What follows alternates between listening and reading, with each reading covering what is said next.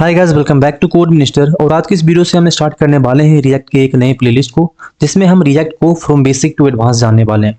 तो इस वीडियो में हम सबसे पहले देखेंगे कि डेवलपमेंट क्या होता है, कैसे यूज करते हैं और क्या क्या चीजें हैं जो आपको ध्यान में रखनी है। तो चलो वीडियो को स्टार्ट करते हैं। तो सबसे पहला जो क्वेश्चन आता है वो आता है कि व्हाट इज वेब डेवलपमेंट। तो देखो बेसिक्स से इसके आंसर्स हैं कि ये बेसिकली एक प्रोसेस होता है जिसके अंदर आप वेबसाइट्स को बनाते हो फ्रॉम स्क्रैच, जिसको आप वेब एप्लीकेशंस भी बोलते हो। और मेजरली जो आपका वेब डेवलपमेंट है ना, वो दो चीजों से मिलकर बना होता है, फ्रंट एंड और बैक एंड।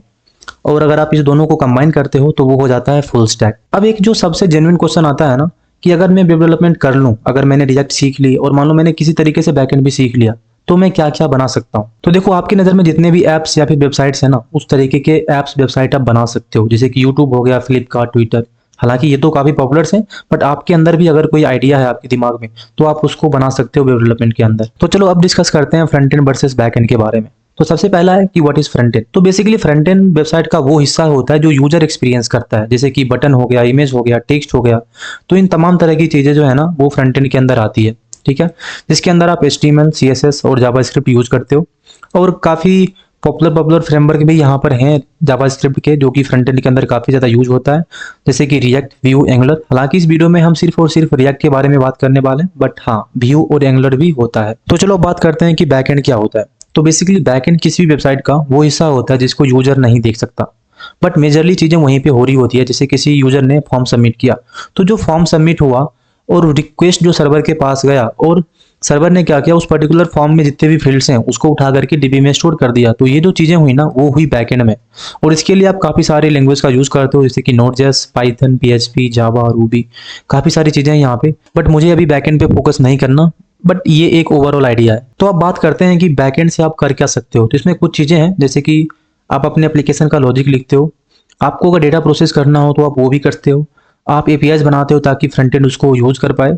और बिहाइंड द सीन आप डेटाबेस को भी यूज करते हो। तो अब बात करते हैं वेब डेवलपर टूल्स के बारे में, कि अगर आप वेब डेवलपमेंट सीख रहे हो तो आपको इन सब टूल्स के बारे में इंफॉर्मेशन होनी चाहिए। जैसे कि VS कोड हो गया, जहाँ पे आप कोड लिखते हो। दूसरा आता है इसमें गिट एंड गिटहब। हालांकि इसमें गिट और गिटहब दो अलग अलग चीजें होती है। गिट होती है जो आपके कोड को आपके लोकल में मेंटेन करने में हेल्प करती है, और गिटहब बेसिकली आप इसको एक ऑनलाइन स्टोरेज मान सकते हो जहां पे आप अपना कोड स्टोर करके रखते हो। थर्ड जो चीजें हैं यहाँ पे वो है क्रोम डेवलपर टूल्स। इसका यूज आप काफी टाइम्स करते हो और इवन आप मैक्सिमम टाइम इसका यूज करते हो, ठीक है। किसी भी एरर को सॉल्व करने के लिए, फिर आपको देखना है कि नेटवर्क में क्या क्या कॉल्स जा रहे हैं। तो इसके बारे में हम डिटेल में बात करने वाले हैं आगे, ठीक है। चौथा ब्राउजर है, क्योंकि जाहिर सी बात है अगर आप डेवलपमेंट कर रहे हो तो आप अपनी वेबसाइट को कहीं पर तो टेस्ट करोगे ना, कहीं पर तो देखोगे ना कि आप बना क्या रहे हो, ठीक है। तो उसके लिए आपके पास क्रोम, फायरफॉक्स कुछ भी होगा तो चलेगा।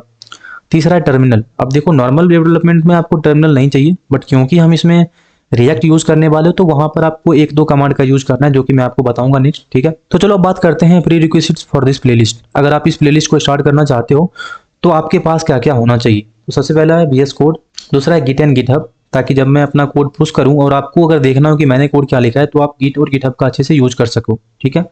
तीसरा है Node.js इंस्टॉल होने सिस्टम। हाँ, Node.js इंस्टॉल होना चाहिए, तभी आप रिएक्ट का यूज कर सकते हो। चौथा है ब्राउजर, ठीक है, कोई सा भी ब्राउजर चलेगा। पांचवा है यहाँ पे बेसिक कंप्यूटर। देखो आपके पास एक हाईफाई कंप्यूटर होने की जरूरत नहीं है, आपके पास बस एक ऐसा बेसिक कंप्यूटर हो जिसमें विंडोज 10 प्लस हो, या फिर अगर आप लिनक्स वगैरह यूज कर सकते हो तो वेल एंड गुड है, ठीक है। उसके बाद है बेसिक जावास्क्रिप्ट। हाँ, क्योंकि मैं यहाँ पे रिएक्ट सिखाने वाला हूँ आपको, तो मैं उतने डिटेल में आपको जावास्क्रिप्ट नहीं सिखाऊंगा। तो मैं उम्मीद करता हूँ कि आपको बेसिक इन्फॉर्मेशन जावास्क्रिप्ट का पहले से होना चाहिए। देखो उसमें कुछ चीजें हैं जो मैं आपको ऑन द गो बता दूंगा, बट वहाँ पे कुछ चीजें ऐसी है जो आपको पहले से मालूम होना चाहिए, जैसे कि फंक्शंस क्या होता है, वेरिएबल्स क्या होता है, इस तरह की चीजें। अब बात करते हैं कि इस प्लेलिस्ट में आप सीखने क्या क्या वाले हो। तो सबसे पहला है कि HTML structure for the web. तो बेसिक HTML मैं आपको बताऊंगा।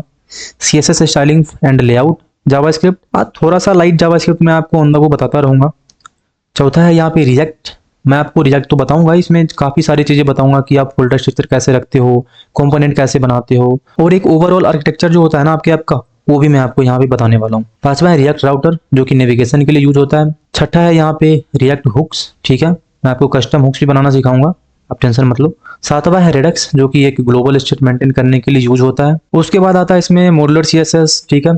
उसके बाद स्टाइल कंपोनेंट, API आप कैसे हैंडल कर सकते हो, और इन सब चीज़ों के बाद आप किस तरीके से अपने बने हुए वेबसाइट को होस्ट कर सकते हो ताकि आप उसको अपने प्रोजेक्ट में या फिर अपने रिज्यूम में शोकेस कर सको। तो इस चीज़ के बारे में भी हम देखने वाले हैं एट द एंड, ठीक है। तो गाइस यही था आज का वीडियो। आई होप कि आपको पसंद आया होगा, और अगर आपको वीडियो पसंद आए तो वीडियो को लाइक कर दो, और अगर आप इस चैनल पर नए हो तो सब्सक्राइब कर लो। Thank you.